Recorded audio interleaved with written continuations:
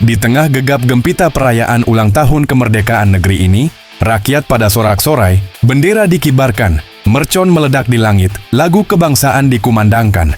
Semua sibuk bicara soal nasionalisme, soal cinta tanah air. Tapi di balik euforia itu, ada satu peristiwa yang justru bikin kepala kita cenat-cenut, hati panas, dan logika jungkir balik. Siapa? Ya, Setia Novanto.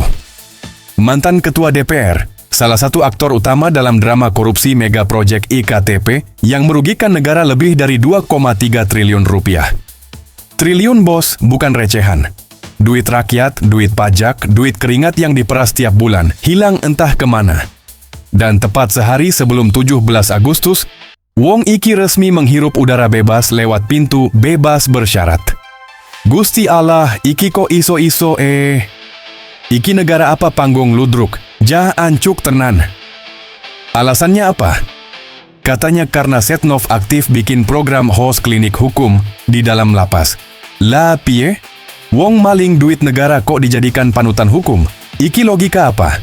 Apa gara-gara ngajarin napi lain soal pasal-pasal dosanya bisa luntur? Apa karena rajin olahraga, rajin doa, rajin bertani di lapas, terus triliunan uang rakyat yang digelapkan langsung dianggap lunas? Yo opo? Iki negara beneran apa sandiwara? Coba bandingkan, wong cilik nyolong ayam, maling sendal, atau telat bayar utang, bisa digebuk polisi, dihajar massa, masuk penjara sampai ubanan. Tapi maling gede, maling kelas kakap, yang menguras duit rakyat sampai triliunan, malah dapat panggung kehormatan. Bebas bersyarat. Sat-set wat-wet, mulus kayak jalan tol. Dan jangan lupa, Setnov dulu dihukum bukan hanya penjara. Hak politiknya dicabut, disuruh bayar uang pengganti jutaan dolar. Pertanyaan saya, apa semua itu sudah tuntas? Sudah lunas? Atau hukum di negeri ini sudah biasa masuk angin kalau ketemu orang yang ngerti cara mainin sistem? Ingat, hukum di negeri ini selalu dikatakan riuh panglimar. Tapi kenyataannya, panglimanya cuma berani sama wong cilik. Begitu ketemu maling besar, maling yang ngerti jaringan, ngerti celah hukum, ngerti cara memanfaatkan kekuasaan, panglima hukum ini langsung jongkok. Lah iki opo ora jancik jenenge. Dan lucunya, berita ini muncul tepat menjelang hari kemerdekaan. Pas rakyat lagi mabuk nasionalisme, pas lagi dipacu semangat tentang Indonesia emas, kita justru disuguhi tontonan koruptor besar keluar lapas dengan wajah sumringah. Iki bukan kebetulan, bos. Ini pesan. Pesan bahwa kemerdekaan sejati di negeri ini belum tercapai. Yang merdeka itu bukan rakyat, tapi maling kelas kakap yang ngerti cara nego sama hukum. Coba kita jujur. Apa yang terjadi pada Setnov ini bukan sekadar masalah individu. Ini gambaran telanjang bahwa hukum di negeri ini bisa dibeli, bisa dinego, bisa dilengkungkan. Selama ada alasan administratif, alasan berprestasi di dalam lapas, semua dosa bisa dipoles. Dan kalau rakyat masih diem wae, masih mau percaya bahwa hukum ini tegak lurus, ya wis, siap-siap terus dibodohi. Negara ini tidak akan pernah maju. Lah piye? Duit negara dikuras, rakyat dicekik pajak, setiap tahun APBN bocor sana-sini, tapi maling gede malah bisa keluar dengan santai. Bos, kita harus sadar. Kemerdekaan yang kita rayakan ini sebenarnya setengah hati. Merdeka dari penjajahan asing, iya.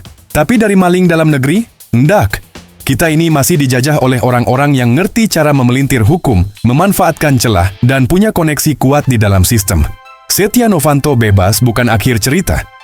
Ini justru alarm keras buat kita semua. Bahwa ke depan, kasus seperti ini akan terus berulang. Maling gede selalu punya jalan, maling kecil selalu jadi tumbal. Selama rakyat masih cuek, selama rakyat masih lebih sibuk debat receh di media sosial ketimbang nuntut keadilan, negara ini akan terus jadi panggung drama. Dan kita cuma jadi penonton yang bayar tiket lewat pajak. Makane, ojo kaget kalau bangsa ini mandek. Ojo kaget kalau setiap tahun kita dengar kasus korupsi baru, maling baru, pejabat baru yang ketangkep, karena sistemnya sudah cacat dari dalam. Dan Setnov ini cuma contoh paling vulgar dari penyakit itu. Kemerdekaan sejati itu bukan sekadar bebas dari penjajah. Kemerdekaan sejati adalah ketika hukum benar-benar tegak. Ketika rakyat kecil dan pejabat besar diperlakukan sama di depan hukum. Selama itu belum terjadi, 17 Agustus cuma jadi pesta simbolik. Sementara maling-maling besar tetap merdeka, rakyat tetap sengsara. Ikilah realita, bos. Pahit, getir, tapi kudu kita telan. Panteslah kalau rakyat lebih suka kibarin bendera One Piece. Pisailah,